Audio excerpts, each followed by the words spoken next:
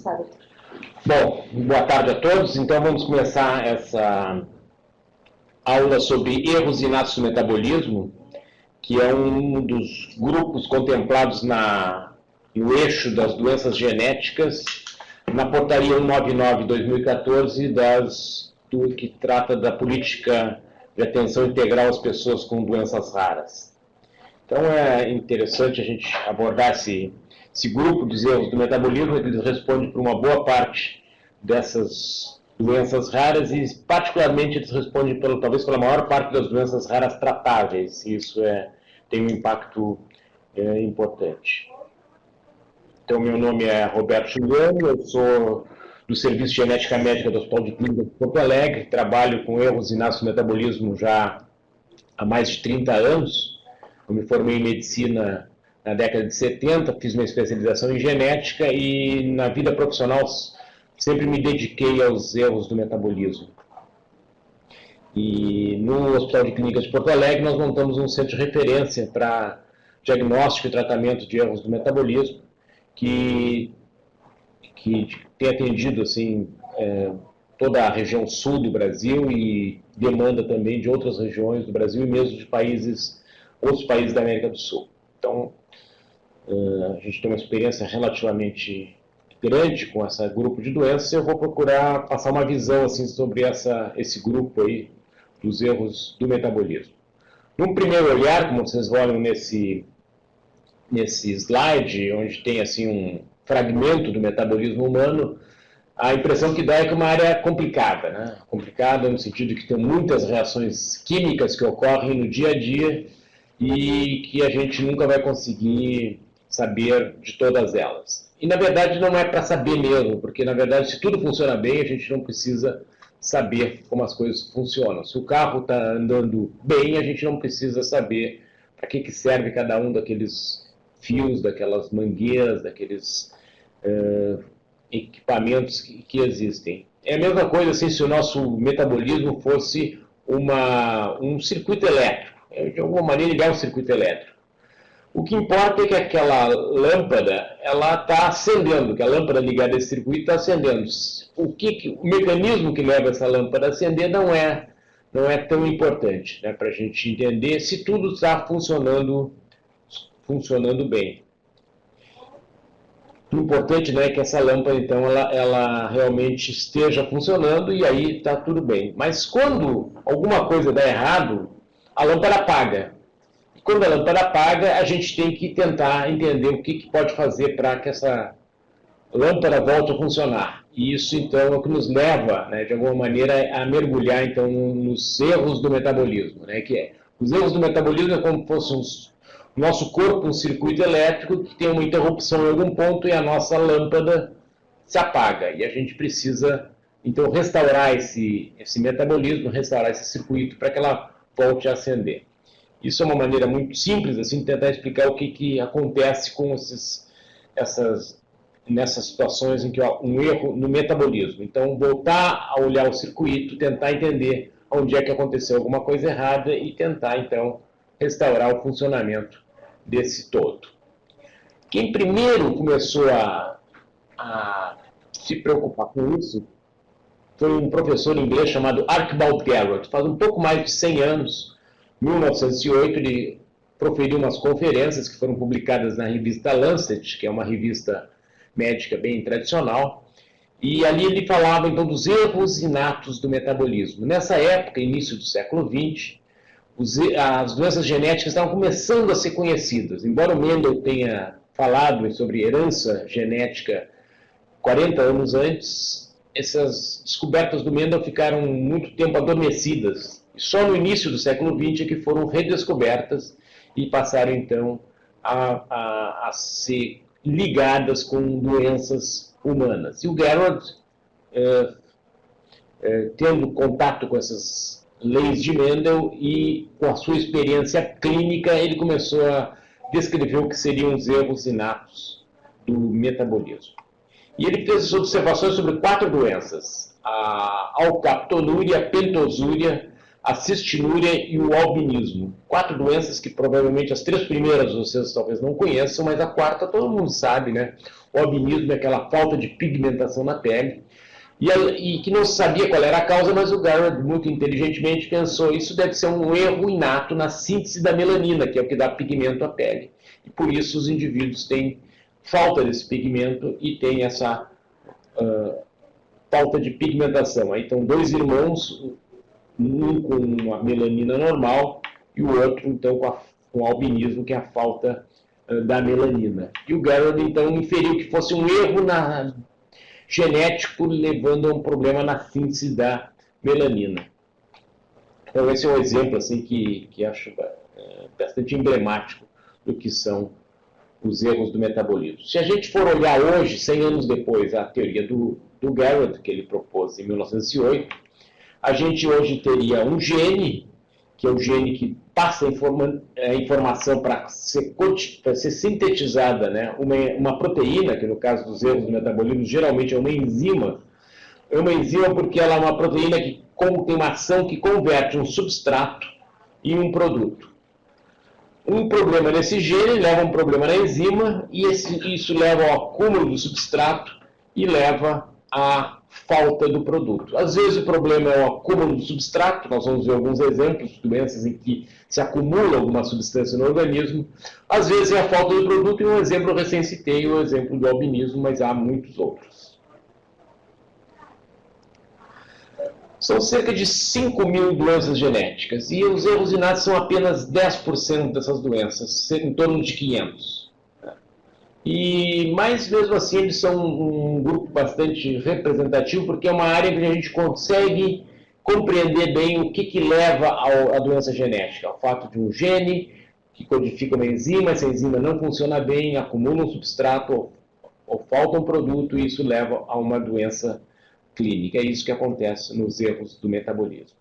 E uma coisa importante, que dá uma importância maior aos erros inatos do que a sua própria proporção dentro das doenças genéticas, é que nesse grupo dos erros inatos está a maior parte das doenças genéticas para as quais há algum tratamento. Nós vamos voltar a isso mais adiante. O que são os erros do metabolismo, então?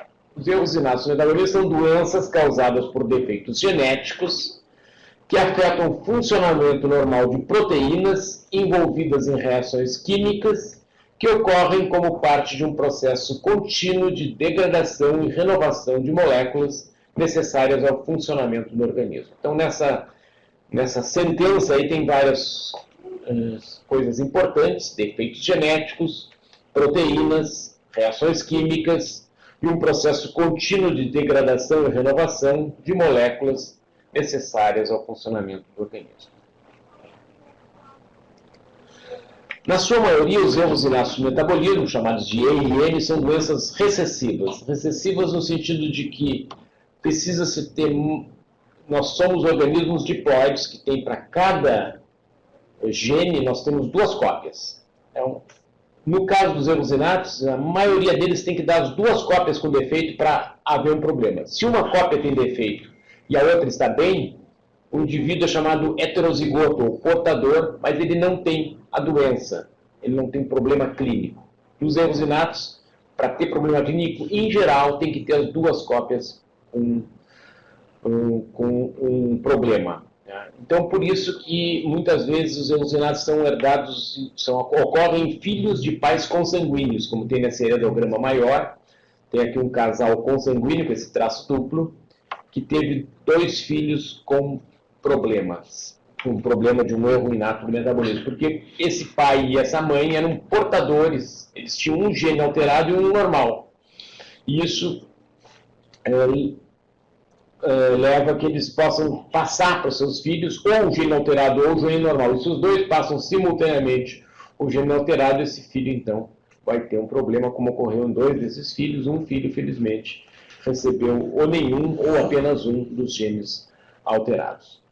A exceção para essa situação de tem que ter os 2 genes alterados é no caso das doenças ligadas ao X. No caso das doenças ligadas ao X, não precisa ter os 2 genes alterados, basta ter uma cópia alterada que já apresenta a doença, porque o homem ele só tem um X. Então, se o homem tem um X alterado, ele não tem outro X normal para contrabalançar esse efeito. Então, se ele tiver um X alterado, ele apresenta a doença. Na mulher, não. A mulher, como tem 2X, se a doença for recessiva ligada ao X, ela tem um X normal e um X alterado e ela não deve apresentar a doença. Então, na herança ligada ao X, os homens são afetados, as mulheres são, usualmente, são clinicamente normais, mas portadoras e transmitem esse gene.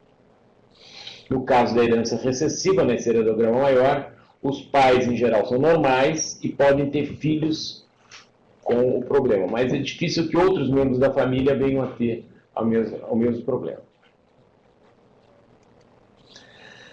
Uma coisa importante dos erros inatos é heterogeneidade. São mais de 500 distúrbios, eu falei já alguns slides atrás, todos individualmente raros. Então, são muitas doenças diferentes, cada uma pouco frequente.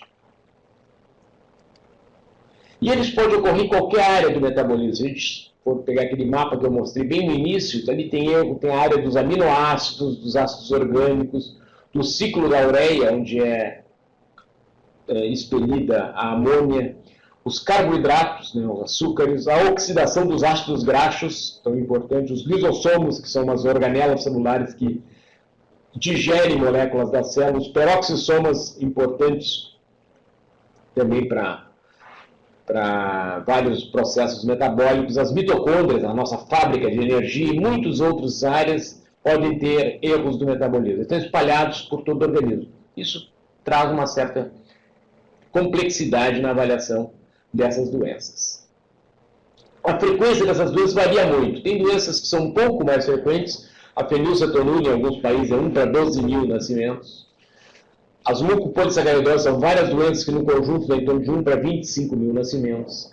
A deficiência de biotinidase, 1 para 90 mil, recentemente incluída no teste pezinho aqui no Brasil, a deficiência de biotinidase. A tirosinemia é bem mais rara, 1 para 500 mil, tem outras que são 1 para 1 milhão, mas todas elas são sempre menos do que o que é definido na portaria das doenças raras como doença rara, que é 1,3 para 2 mil, o que dá, matematicamente, um caso para cada 1.538 indivíduos. Todas elas têm uma frequência menor do que isso, então todos os erros inatos do metabolismo são doenças raras. Agora, em algumas comunidades, os erros inatos são um pouco mais frequentes. Então, por exemplo, na comunidade de judeus askenazi, a doença de Tay-Sachs, que ele é 1 para 300 mil na população em geral, nessa comunidade ele é 1 para 3 mil, ele é 100 vezes mais frequente, mas mesmo assim continua sendo uma doença rara. E tirosinemia no Canadá, naquele Canadá de origem francesa. Na comunidade Amish, que é uma comunidade religiosa da costa leste dos Estados Unidos, tem uma doença chamada doença da urina do xarope do bordo. Na Turquia, a fenilcetonúria, que eu recém falei, que é 1 para 12 mil, lá é 1 para 2.500. Então é bem mais frequente. Mas mesmo assim, continuam sendo enfermidades raras. Mas é importante, quando se está coletando a história de uma criança com uma suspeita de um erro do metabolismo, se ter esse dado de origem étnica, porque isso pode dar uma pista para o diagnóstico. No conjunto, se a gente somar as raridades dos 500 erros inatos do metabolismo, se tem um número que no conjunto não é um número que não está mais dentro das doenças raras, então de 1 para cada 800, que é equivalente à síndrome de Down, em termos de frequência conjunta. É um número expressivo em termos de frequência conjunta, embora individualmente cada um deles seja bastante raro.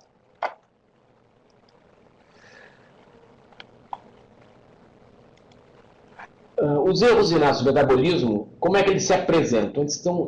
Como são muitos, clinicamente eles são muito heterogêneos. Então, eles se manifestam com uma apresentação clínica variada, conforme o defeito específico, podendo ter cada um deles manifestações típicas ou atípicas. Então, tem coisas que a gente lê na literatura, como a forma típica da fenilcetonúria, por exemplo, e tem as formas atípicas, e isso se repete em todas as doenças, os erros do metabolismo. E é comum, dentro da mesma doença, eles terem um espectro amplo, das formas mais severas às formas mais atenuadas. E, às vezes, dentro da mesma doença, tem formas que se iniciam no período neonatal, na infância, na adolescência ou até na idade adulta, por variações de gravidade dentro da mesma patologia.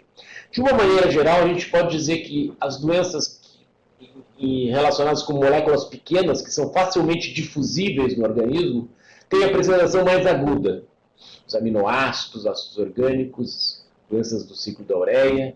E as doenças que são relacionadas com moléculas maiores, que normalmente não circulam tão facilmente, que ficam mais retidas dentro da célula, vão acumulando pouco a pouco, vão atrapalhando a função do organismo pouco a pouco, essas geralmente são a apresentação mais crônica ou subaguda. Mas isso é uma generalização e sempre há exceções a essa regra. Esse slide é bem importante, porque ele tem uma parte prática clara. Alguns dados que podem sugerir um erro inato no metabolismo.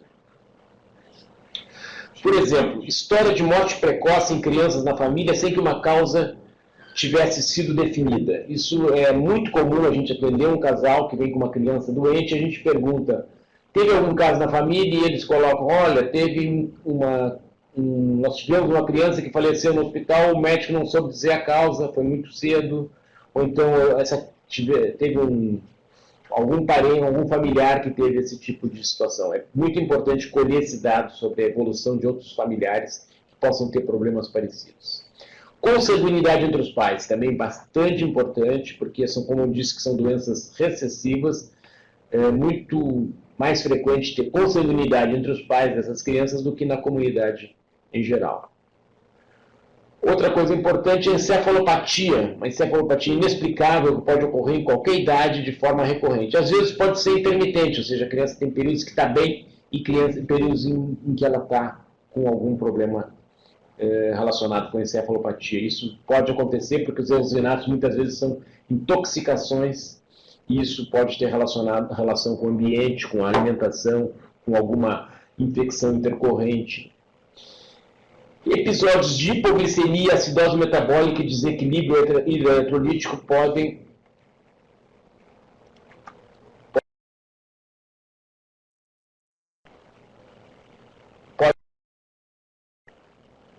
também estar relacionado com erros do metabolismo. Então, isso são erros do metabolismo, tem o metabolismo da glicose, o metabolismo do equilíbrio ácido básico, isso tudo pode estar afetado, então, num dos erros inatos do metabolismo. Regressão neurológica e retardo mental, muito importante. E aí tem um dado importante, regressão neurológica é aquela criança que começa bem o desenvolvimento e depois começa a regredir. Tem erros inatos em que, apesar de serem congênitos, eles vão se manifestando de uma maneira progressiva. A criança nasce bem, evolui bem no início e depois começa a acumular alguma substância que começa a atrapalhar o seu desenvolvimento e começa a regredir. Retardo mental é uma interface, então, desse grupo dos erros inatos do metabolismo com o grupo 2, do mesmo eixo das doenças genéticas da portaria das raras, que é o grupo da deficiência intelectual, né? Então, muitas vezes a deficiência intelectual é causada por um erro do metabolismo, outras vezes não. Então, tem que ter cuidado aí nessa avaliação. Às vezes pode migrar um caso inicialmente avaliado como deficiência intelectual para o grupo dos erros do metabolismo. E vice-versa também pode acontecer. Uma criança avaliada por ter deficiência intelectual por suspeita de um erro do metabolismo, depois se esclarece que não é um erro do metabolismo e migra para o grupo da deficiência intelectual. Hepatosplenomegalia, isso é hepatomegalia ou esplenomegalia, é muito comum em vários erros do metabolismo, principalmente onde há deficiência na degradação de alguma molécula. E déficit de crescimento, alterações osteoarticulares também ocorrem em muitos erros do metabolismo. Então, esses dados que eu citei são algumas pistas para se chegar a uma suspeita de um erro do metabolismo.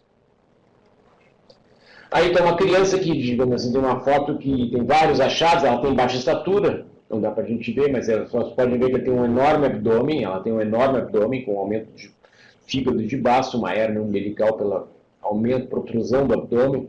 Tem uma face que a gente chama de tosca, assim, porque ela está muito infiltrada, as mucosas estão muito infiltradas de alguma substância que deposita no organismo. Não dá para ver aqui nesse slide, mas tem uma opacidade de córnea também por depósito de substâncias na córnea. As articulações estão espessadas por depósito. Então, tem várias características que podem nos remeter a um erro inato no metabolismo, principalmente aqueles em que acumula alguma substância no organismo. Essa criança já não tem esse depósito, não tem, mas ela tem um quadro de uma evolução neuropsicomotora de regressão neurológica e de um quadro de hipotonia. Então, muitos dos erros do metabolismo têm componente importante do sistema nervoso central, como é o caso dessa criança. Ela está com algum distúrbio do metabolismo que afeta o funcionamento do sistema nervoso central e leva a esse quadro de regressão neurológica e hipotonia. É comum isso acontecer nos erros do metabolismo. Esses pacientes já têm um quadro ósseo, e o quadro ósseo também pode estar relacionado com um problema de metabolismo, se afeta o metabolismo ósseo. Então, a forma dos ossos não está adequada, uma displasia óssea resultante de um erro do metabolismo dos mucopolissacarídeos. Como é que nós investigamos os erros do metabolismo? Tem vários passos que a gente pode seguir. Eu vou propor seguir uma linha que parte da suspeita clínica. Eu acho que sempre a nossa ponto de partida é a suspeita clínica e de um erro do metabolismo. Por exemplo, esse paciente com um quadro de deficiência mental, deficiência intelectual, mas que nasceu normal e foi progredindo ao longo do tempo, foi regredindo ao longo do tempo, e hoje tem uma microcefalia, tem um quadro de convulsões, é um candidato à investigação para um erro do metabolismo. Essa criança, que é um recém-nascido que nasceu com um quadro de irritabilidade, convulsões, um quadro gastrointestinal bastante acentuado de irritabilidade gastrointestinal, intolerância, também suspeita de que ela tenha um erro do metabolismo, ela não consegue tolerar a alimentação que ela recebe, talvez porque ela não consiga metabolizar adequadamente essa alimentação. Então, tendo essa suspeita clínica, como é que eu começo a investigação? Usualmente por testes de triagem. O que são testes de triagem? São testes geralmente de alta sensibilidade, que podem pegar podem detectar as doenças, mas de baixa especificidade. Eles não dizem se esse paciente tem fenilcetonúria, ou se ele tem uma mucopolissacaridose, mas ele aponta para uma área do metabolismo onde pode estar havendo algum problema. Geralmente são realizados em baterias, que incluem diversos testes em sangue e urina. Eu faço diversos testes para testar várias áreas do metabolismo. Servem para dirigir a investigação para uma área mais específica do metabolismo. E nesses casos, o resultado positivo ele não é um diagnóstico, mas sim deve ser seguido de investigações complementares. O mais importante, no resultado negativo, ele deve ser interpretado assim, cautelosamente, considerando as limitações do teste e o quadro clínico do paciente. Então, são testes de triagem, testes simples, de baixa especificidade, mas de alta sensibilidade. O importante é que eles não deixem passar nada, mas se der positivo, eu vou ter que investigar melhor. Muitas vezes pode dar um falso positivo, isso não é o maior problema. O problema é ser sensível para não deixar passar algo positivo. Esse é um exemplo de um teste de triagem, é um teste que se pega algumas gotas de urina e se mistura essa urina com um reagente que dá no caso de ter açúcares na urina, ele dá uma coloração, essa amarelada, e em caso de não ter açúcares na urina, uma urina normal, fica essa cor meio escura, azulada, meio escura, isso é o que é o normal desse teste. Quando tem a reação meio amarelada, é sinal que tem algum açúcar na urina. E isso é uma pista só. Ele precisa ser melhor investigado, mas já me diz assim, olha, vou focalizar minha investigação no metabolismo dos açúcares. É para isso que serve o teste de triagem. Passado o teste de triagem, a próxima etapa, usualmente, são avaliações qualitativas. Eu vou tentar entender um pouco mais o que estava alterado naquele teste de triagem. Eu já focalizo um pouco a investigação, por exemplo, fazendo uma análise dos mucopolissacarídeos na urina, que são três amostras diferentes, com 3 padrões diferentes, e através desses padrões eu posso inferir melhor o que está acontecendo naquele paciente. Então, ele não me dá um diagnóstico, mas já me dá uma pista um pouco mais elaborada em relação ao simples teste de triagem. E aí eu vou fazer avaliações quantitativas, tentar ver o quanto está alterado aquele parâmetro que eu estou analisando. Um exemplo, por exemplo, são essas análises dos aminoácidos no sangue. Aqui eu tenho um nível de tirosina, tenho um nível da fenilalanina muito alto. Um nível muito alto de fenilalanina pode dar uma pista que esse paciente pode apresentar um erro do metabolismo. Mas também tem uma elevação da tirosina, também pode ser importante. E são dados assim, relevantes se ter uma avaliação quantitativa. Aí eu já tenho uma suspeita razoavelmente bem definida, eu tenho um teste de triagem, tenho uma alteração qualitativa numa cromatografia que me dá algumas informações, tenho algumas quantidades que eu já consegui medir, eu já posso partir para um ensaio enzimático, tentar ver quanto da enzima que eu estou suspeitando que possa estar deficiente, qual é a atividade dessa enzima. Um exemplo de um ensaio enzimático, que é o que é feito aqui nesse caso, aqui nós temos níveis de controles, eles variam um pouco mais de 100 até em torno de 470, mais ou menos. Isso é o normal, são os controles. E aqui os pacientes, eles estão aqui no final, muito próximo do zero. Então eu consigo ter uma distinção muito boa entre normais, controles, e pacientes. Aqui tem uma outra faixa de normais, na verdade são familiares, não está colocado aqui, mas são familiares que são normais, mas mesmo assim tem uma boa diferença dos pacientes, que está muito próximo do zero. E esses aqui são dos heterozigotos, onde a gente já tem uma aproximação maior com os pacientes, mas mesmo assim, só tem um caso aqui que ele está se superpondo, os outros todos estão fora dessa faixa dos pacientes. Então a análise enzimática me dá uma precisão muito boa sobre o diagnóstico final. E geralmente, no caso dos erros do metabolismo, eu posso chegar ao diagnóstico através desse ensaio enzimático. Embora seja sempre desejável se fazer o que a gente chama de diagnóstico genético molecular. Fazer uma análise molecular, ver exatamente no DNA qual é a mutação que apresenta e tentar confirmar então, o erro inato através do seu defeito genético básico. Não é usualmente necessário, mas sempre que a gente puder, é interessante ter essa informação. Até porque ela pode nos dar uma ideia sobre a gravidade daquele defeito. Tem algumas alterações genéticas que são mais graves, no sentido que elas interrompem completamente a síntese da proteína. Então, eu tenho zero de proteína, vou ter um defeito mais grave do que uma alteração genética que troca um aminoácido por outro. E isso dá uma proteína que não é tão funcionante, mas tem alguma atividade residual e vai me dar um quadro mais atenuado. Então, é interessante, eu posso fazer isso geralmente através do sequenciamento. Aqui estão as bases do DNA, em que eu vou sequenciando e chego até a uma comparação com o normal. Eu posso encontrar, então, as mutações específicas que esse paciente pode apresentar. Isso me dá o diagnóstico, então, definitivo, né, sobre qual é o defeito genético apresentado pelo paciente. E com isso eu chego finalmente ao diagnóstico. Né? Eu posso chegar ao diagnóstico um pouco antes, quando eu faço o ensaio enzimático, mas certamente quando eu faço análise molecular eu chego ao diagnóstico. E vamos ver agora para que nos serve chegar ao diagnóstico.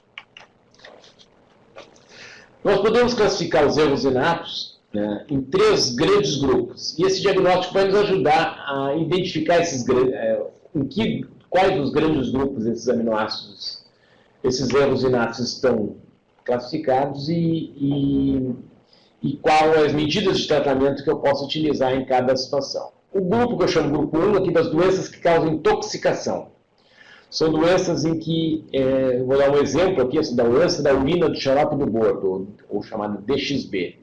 É uma criança que se apresenta já no período neonatal com letargia, sucção débil, hipotonia de tronco, hipertonia de membros e um odor característico da urina, que dá esse nome estranho até para essa doença, que é a urina do xarope do bordo.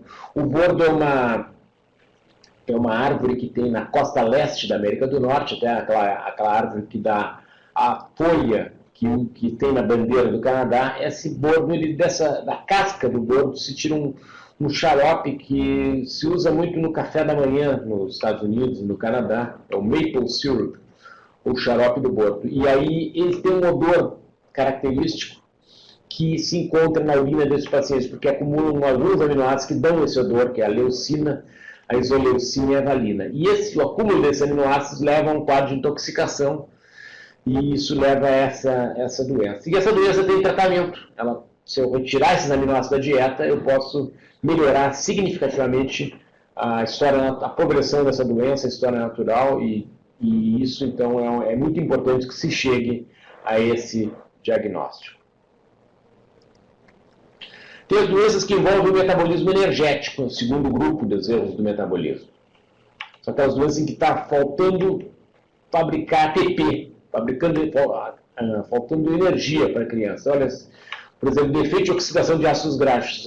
A criança não consegue mobilizar adequadamente os ácidos graxos e, com isso, falta energia para muitos processos. Então, geralmente, isso resulta em déficit de crescimento, hipotonia, cardiomiopatia, aumento de enzimas musculares, falta de força muscular, falta de energia, síndrome da morte súbita pode acontecer nesses quadros. E são quadros também que têm tratamento, a gente pode manusear o metabolismo de maneira a diminuir o uso dessa rota de oxidação de ácidos graxos e usar outras rotas alternativas para fabricar energia, e isso resulta numa melhora bastante significativa. Então é importante também identificar esse grupo de doenças. E o terceiro grupo são aquelas que envolvem o acúmulo de moléculas complexas. É um grupo bastante importante, como, por exemplo, das mucopolissacaridoses, a criança com uma face tosca, opacidade de córnea, hepatosplenomegalia, esse aqui com a questão da restrição articular, a displasia óssea, tudo pode acontecer nessas doenças pelo acúmulo de moléculas complexas. Então, são os três principais grupos. Eu posso chegar ao diagnóstico, muitos eu posso tratar. Esse terceiro grupo, agora que eu acabei de mostrar, eu posso tratar com várias terapias que já estão disponíveis. Mas, então, é muito importante chegar a esse diagnóstico. Mas também o diagnóstico serve para abordar a família, com vistas, por exemplo, a detecção mais precoce de novos casos. Às vezes eu detecto uma doença que eu já não tenho muitas condições de tratar com sucesso, mas esse paciente tem um irmão mais novo que eu ainda posso intervir de uma maneira mais bem sucedida. No caso das doenças ligadas ao X, eu posso detectar portadores, especialmente as mulheres portadoras. Elas são muito importantes porque elas têm risco de ter uma criança com o mesmo problema, independente de com quem casem, porque elas levam no seu cromossoma X aquele gene alterado. Elas são normais, mas levam no cromossoma X. E se elas tiverem um menino, então elas têm um risco de 50% de passarem aquele cromossoma X. Então é muito importante o aconselhamento genético, né, nessas famílias. E aí pode-se oferecer, também oferecer o diagnóstico pré-natal. Embora a interrupção da gestação por doença fetal não seja contemplada na legislação brasileira, o diagnóstico pré-natal em si não é proibido. E muitas famílias procuram essa informação até para se prepararem para o nascimento de uma criança com um determinado problema. Às vezes essa doença tem tratamento, e tendo o tratamento disponível já desde o início, tem a chance de ter um resultado melhor. Então é importante o diagnóstico, de um lado é o tratamento, de outro lado é lembrar que as doenças genéticas, na verdade, não é só um paciente que está afetado, mas é toda uma família que está envolvida. Então a questão do diagnóstico precoce de outros membros da família, a detecção de portadores, o aconselhamento genético, o diagnóstico pré-natal é algo que deve ser considerado. E a portaria 199/2014 contempla como um dos procedimentos o aconselhamento genético. Isso é muito importante que seja assim colocado. Vou dar um exemplo aqui de uma família. Vocês podem ver uma menina bem normal e um menininho que já tem uma face um pouco tosca, né? Então ele tem uma doença genética, ela aparentemente não, né? Tem uma face bem normal. Esse menino foi crescendo, a mãe dele talvez seja portadora desse gene. Eu digo talvez porque nem sempre os pais são portadores. A mutação ela pode ter acontecido naquela criança que está com o problema. Pode ser o que a gente chama de mutação nova. Mas nesse caso aqui, ele era um paciente, a mãe era portadora, porque esse aqui é um irmão da mãe, que está bem na ponta superior direita do slide, e ele tem o mesmo problema do filho dela. O irmão da mãe tem o mesmo problema do filho. Então, certamente, a mãe ela tem que ser portadora do gene. Aqui a foto do tio da criança, irmão da mãe. E aqui está o heredograma. Aqui vocês veem o paciente, o tio dele, que tem a mesma doença, e a mãe certamente está carregando esse gene. E ela passou certamente um gene para o filho, o gene alterado. Ela não tem problema, porque é uma doença ligada ao X, ela tem 2X, então ela não tem o problema, que o X alterado dela não se manifesta o X normal. E essa menina, ela não tem nada clinicamente, mas ela pode ser portadora como a mãe. É uma possibilidade que a gente pode considerar e pode aconselhá-la quando chegar o momento apropriado. Normalmente o aconselhamento genético ele é feito na idade reprodutiva, a gente não costuma fazer o de aconselhamento genético antes, por questões de diminuir prevenção de danos psicológicos. Né? Então essa menina ela pode ser portadora, quando chegar na idade reprodutiva, ela será oferecido a ela o teste genético para ver se ela é portadora ou não, e aí será feito o aconselhamento genético consequentemente a essa informação. Esse é um outro exemplo de aconselhamento genético, é uma criança que veio a falecer em torno de 1 ano e meio de idade. Quando eu fui procurado pelos pais dessa criança, já tinha falecido essa criança, também já tinha falecido um irmão dessa criança. E o quadro era o seguinte, eles tinham nascido bem e iam deteriorando ao longo do primeiro ano de vida e vinham a falecer na metade do segundo ano por pneumonia, por questões, complicações, mas um quadro de regressão neurológica muito acentuado. Então, eu não fui atrás da informação dessas crianças, elas tinham internado no hospital, fui rever os prontuários e achei várias informações que me conduziram a uma suspeita clínica de que elas tivessem um erro do metabolismo. E aí eu pude reconstruir aqui esse heredograma e testar os pais em relação a eles serem portadores para essa condição que eu estava suspeitando. E eles realmente eram portadores para uma doença, um erro inato do metabolismo chamado gangliosidose GM1, que explicava bastante o quadro que essas crianças tinham apresentado. E essa mãe estava grávida, e ela queria saber se o terceiro filho poderia ser afetado ou não. Como agora eu sabia qual era o diagnóstico, retrospectivamente, eu pude então oferecer o diagnóstico pré-natal para esse casal e em relação a esse terceiro filho. Outra situação também se pode intervir, mesmo retrospectivamente, né?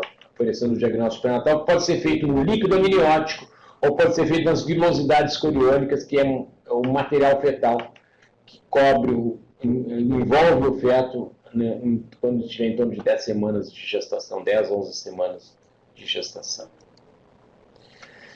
Mas, como eu tinha dito antes, o diagnóstico serve para a questão da prevenção, a questão do aconselhamento, tal, mas serve principalmente para o tratamento. Esse é o nosso principal objetivo, né, quando a gente está lidando com uma doença, é tentar oferecer um tratamento. E das 5.000 doenças genéticas, eu disse 500 são erros do metabolismo, e em torno de 200 elas são tratáveis. Então, um número bastante significativo dos erros inatos se pode fazer algum tipo de tratamento. Em algumas situações o tratamento é mais bem sucedido, em outras menos bem sucedido, mas enfim, alguma coisa se pode fazer em quase 40% dos erros inatos do metabolismo. Eu vou contar para vocês uma história de um erro inato do metabolismo para verem como as coisas evoluíram ao longo desses últimos anos, desde que o Gallup descreveu os erros do metabolismo. Esse médico, que está aqui no centro da slide, o Dr. Asbjørn Folling, em 1934 ele se deparou com duas crianças que tinham uma situação como essa, um quadro nasciam normais, iam regredindo, e essa menina com 22 anos estava completamente isolada da sociedade, tinha convulsões, um quadro de retardo mental severo, e esse irmão, que na época tinha 6 anos, estava evoluindo para a mesma situação. O Folling notou que eles tinham um cheiro estranho na urina e começou a fazer testes na urina da criança até que encontrou uma alteração, vocês podem ver nesse teste de triagem, que é essa urina aqui é uma urina normal, com o reagente cloreto férrico, que ela praticamente não muda de cor, e essa é uma urina do paciente, e vocês podem ver que ela fica escura, quase preta, e isso ele começou a estudar o que levava a essa alteração, porque ele estava relacionando essa alteração com o retardo mental apresentado por essas crianças. E ele evoluiu bastante nessa pesquisa e conseguiu identificar que era o ácido fenilpirúvico que causava essa alteração e que havia um aminoácido no sangue chamado fenilalanina que levava ao aumento desse ácido fenilpirúvico. E depois de alguns anos, um outro pesquisador, Jarvis, em 47, ele descobriu que o problema era o bloqueio numa enzima chamada fenilalanina hidroxilase. Esse bloqueio se dá aqui na passagem da fenilalanina para a tirosina, que acumulava a fenilalanina, não passava para a tirosina, e isso dava, então, o excesso desse ácido fenilpirúvico na urina e o excesso de fenilalanina no sangue. E isso, então, levaria ao retardo mental.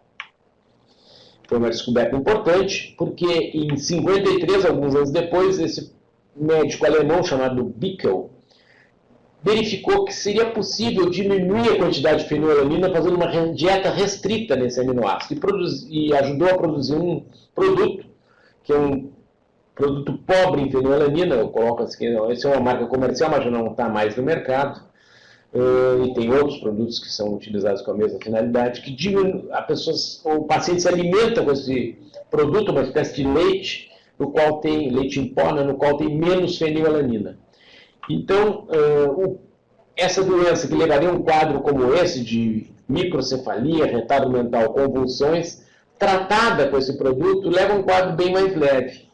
Mas não leva a uma criança normal, porque normalmente essas crianças se desenvolvem bem até os primeiros 6, 8 meses de idade, e aí começam a apresentar problemas de hipotonia, convulsões, e aí que se começa a pensar no diagnóstico. E quando se faz o diagnóstico ao redor de 1 ano de idade, 1 ano e meio, já é tarde demais para se prevenir o retardo mental. Se diminui a gravidade do retardo mental, mas não se previne completamente. Então é um problema de difícil solução, até que surgiu esse médico americano, Robert Guthrie, que bolou duas coisas. Bolou a coleta de sangue em papel filtro, que é chamado Guthrie Card, que a gente usa no teste do pezinho, e é um teste que se faz em placas e que se coloca confetes desse sangue em papel filtro e se testa para a presença de fenilalanina.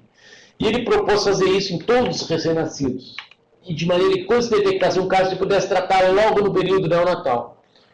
E esse teste, então, começou a ser adotado inicialmente nos Estados Unidos, depois na Europa, e depois em muitos outros países, inclusive no Brasil. E essa menina, que nasceu já na vigência do teste do pezinho, fez o teste, foi diagnosticada cedo, foi tratada cedo e é uma criança absolutamente normal.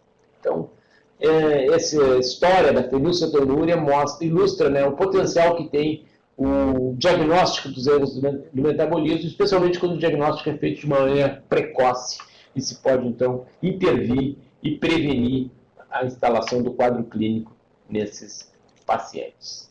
Então, eu queria encerrar por aqui, para a gente ter tempo de ver algumas perguntas. Relembrando que nós temos esse telefone, o Alô Genética, que é um serviço de informações sobre genética para profissionais que trabalham com atenção primária à saúde. Ele não é relacionado diretamente a erros do metabolismo, mas ele cobre também erros do metabolismo. Tem um e-mail, que é alogenetica@ufrutsbr, e tem um site que ainda está em construção, mas que logo estará disponível, que é o www.alogenetica.ufruts.br. Mas para os erros do metabolismo, a gente tem um site específico, que é o Serviço de Informações sobre Erros e Inatos do Metabolismo. E aí nós temos um 0800 também, é o 510-2858. Nós temos um e-mail, que é o ciem@ufrutsbr, e o site que está em plena operação é o www.ciem.ufrutsbr. Inclusive, você pode acessar o site e fazer alguma pergunta direto no site. Nós temos uma equipe lá que dá retorno. Esse telefone ele não funciona 24 horas, ele funciona das 9 às 12, das 14 às 17, mas tem uma secretária eletrônica que registra consultas e depois a gente dá o retorno, mas sempre tem um e-mail, né, que é uma maneira mais fácil aí de fazer o contato. Então, qualquer dúvida que tenham sobre erros do metabolismo, pode ligar para o CIEM ou pode também ligar para o Alô Genética, como eu mencionei anteriormente, que a gente pode talvez lá redirecionar para o CIEM ou vai dar algum outro tipo de encaminhamento. Então, essa que eu tinha para falar para você sobre esse grupo dos erros inatos do metabolismo dentro do eixo das doenças genéticas, que está na portaria de atenção integral, da política de atenção integral às pessoas com doenças raras e colocar aí o nosso serviço à disposição de vocês para qualquer dúvida. Eu fico aqui agora mais um pouco para ouvir algum questionamento.